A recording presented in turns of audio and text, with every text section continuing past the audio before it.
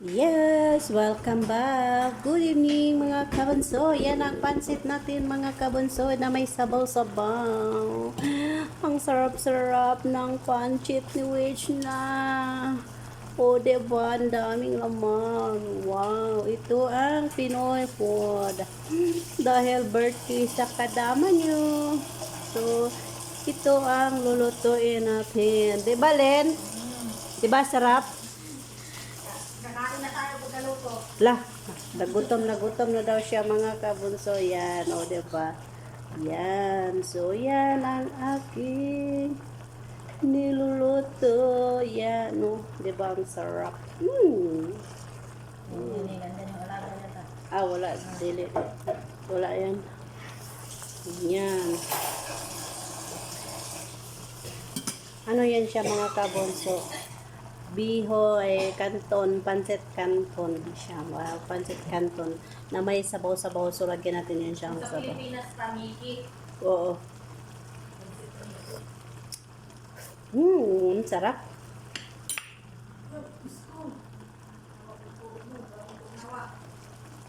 Len, wala pa nakatunga, Len.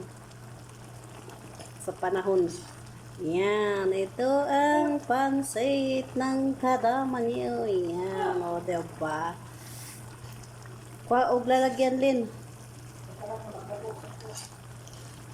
Yan. Diba, tikman daw natin kung luto na ba to.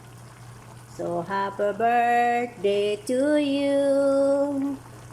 Happy birthday to you. Tikman daw natin to. Wait lang. Kasi para hindi makahanghang. Yung puti din, yung katulad yung ano. Hindi yan. yung may takip. Hindi yung puti ganit.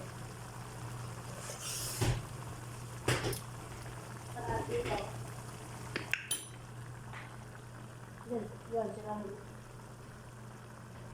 Paano ka na? Tawag sila lang.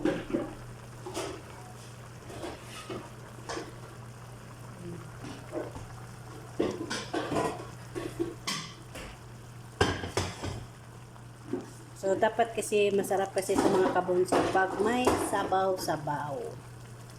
Yan. Yan. Pag may sabaw-sabaw, yan. Hindi ang sili. So, lagyan natin ng konting sili ito mga kabunso.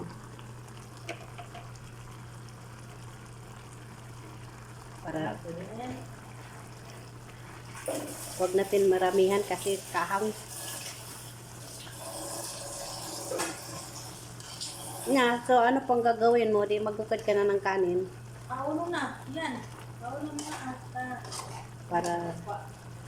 Para may sabaw-sabaw siya. Huwag na nating damihan. Huwag na natin kasi mas masarap na may sabaw yan. Yan, di ba? Masarap yan pag may sabaw. Oo, kasi kung mabugnaw na, mawa ka ng sabaw eh.